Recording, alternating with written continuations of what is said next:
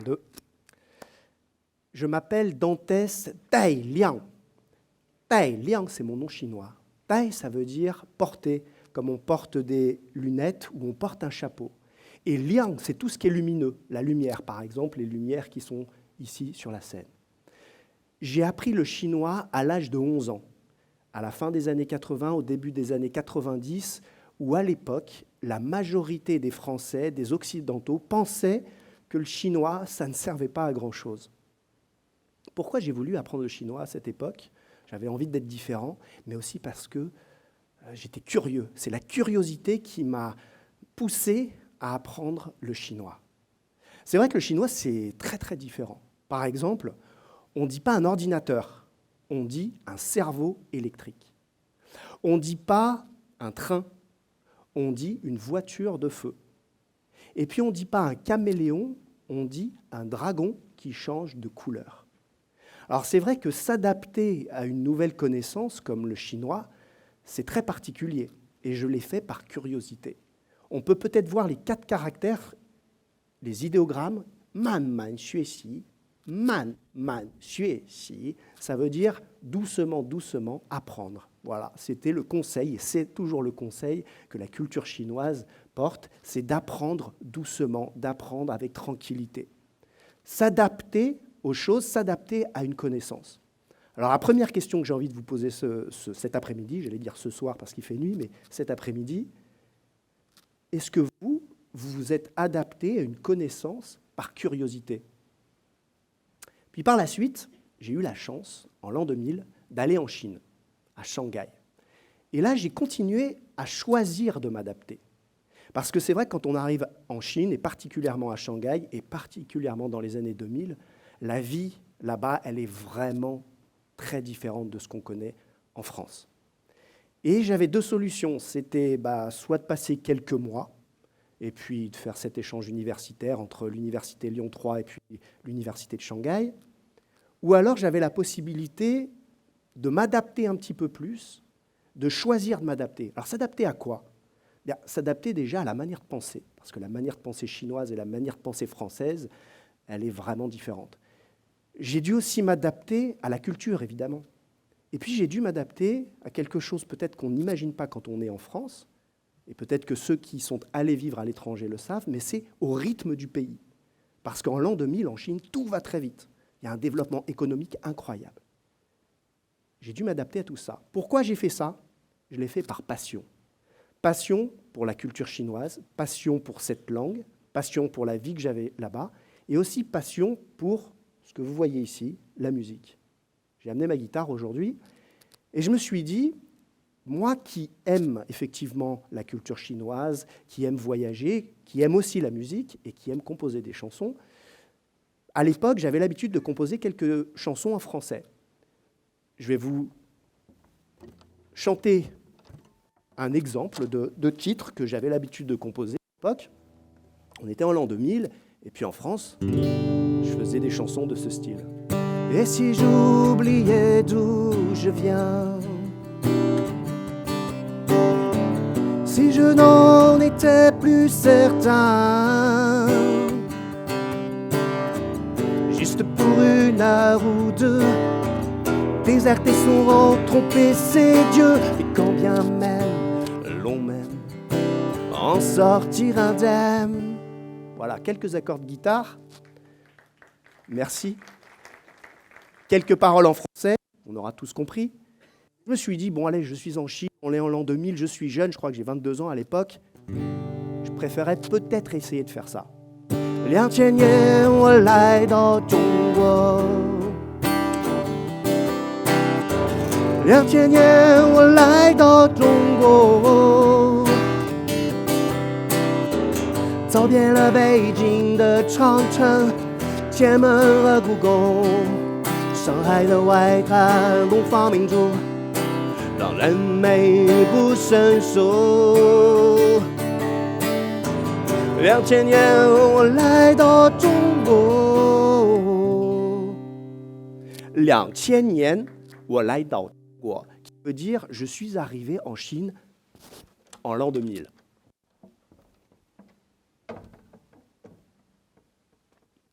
C'était l'idée. L'idée, c'était d'écrire, vous l'avez compris, des chansons en chinois. Pourquoi j'ai fait ça? Par passion. Par passion, j'ai continué à écrire des chansons en chinois. Et comme on peut le voir sur cette photo, bien, j'ai fait en 2005 un album un petit peu particulier, en tout cas pour le peuple chinois. C'était la première fois qu'un occidental, ou que des occidentaux faisaient un album tout en chinois. Voilà, j'étais français, je faisais un album en chinois, et beaucoup de Chinois bien, trouvaient ça assez intéressant. C'était la première fois, alors il y a plein de raisons pour lesquelles c'était la première fois, mais ce qu'il faut retenir et ce que j'ai envie de partager aujourd'hui à travers ce TEDx sur l'adaptation, c'est que je suis arrivé à faire cet album parce que j'ai choisi de m'adapter. Et j'ai choisi de m'adapter sur du long terme, parce que j'aurais pu juste commencer à apprendre le chinois, et puis au bout de quelques années abandonner, comme beaucoup de mes camarades d'ailleurs à l'époque l'avaient fait. J'aurais pu rester 1 an en Chine et puis arrêter au bout d'1 an, revenir en France, continuer peut-être ma musique ici en France. Mais j'ai choisi de continuer à être en Chine. Alors qu'est-ce que ça m'a apporté tout ça? Qu'est-ce que cette passion m'a apporté? Ce que ça m'a apporté, c'est peut-être ce qu'on peut voir sur la prochaine image, la possibilité déjà d'être avec ce peuple chinois. Pourquoi? Parce que j'ai de l'amour qui est venu. C'est-à-dire que j'ai eu la curiosité quand j'étais plus jeune. Après, j'ai eu la passion et ça s'est transformé en amour. Un amour pourquoi? Pour mon propre peuple, le peuple français, mais aussi pour un peuple, le peuple chinois. Et par exemple, ici, on peut me voir avec la tribu Hmong dans un stade.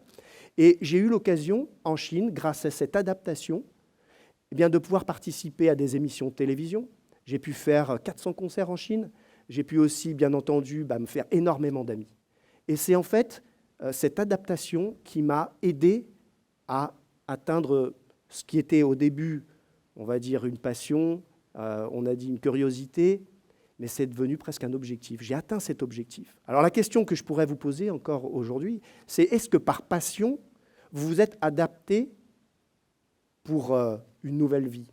Est-ce que par amour, vous vous êtes adapté pour une nouvelle vie ou pour tout simplement développer, je dirais, votre business, mais aussi développer les relations que vous avez avec les gens qui vous entourent? Cette année, c'est le 60e anniversaire des relations diplomatiques entre la France et la Chine. Alors c'est vrai qu'il y a toutes sortes d'émotions dans ces relations-là, de France ou de Chine.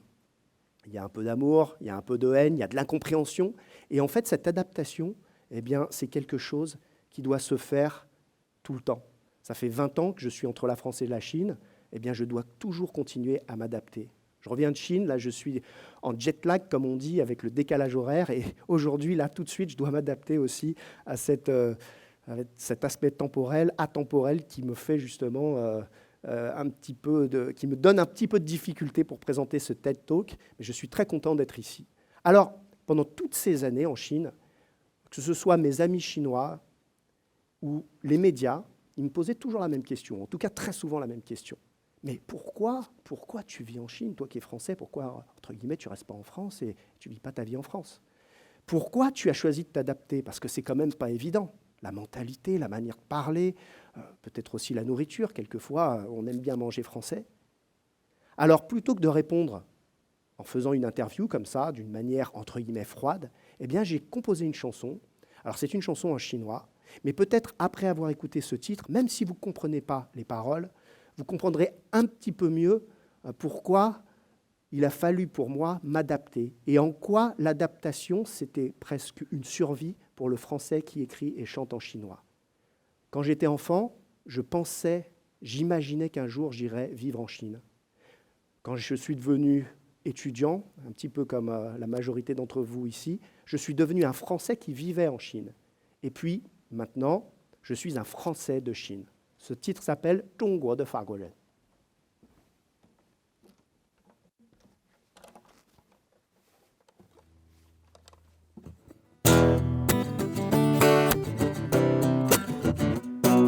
11岁的时候，有个与众不同的想法，在法国学习孔子的思想，研究中国文化。周边的人对这想法不明白，也很惊讶。对于法国人，中国中文都很复杂。这个小朋友慢慢长大，不断练习写汉字，比拼命学习语法。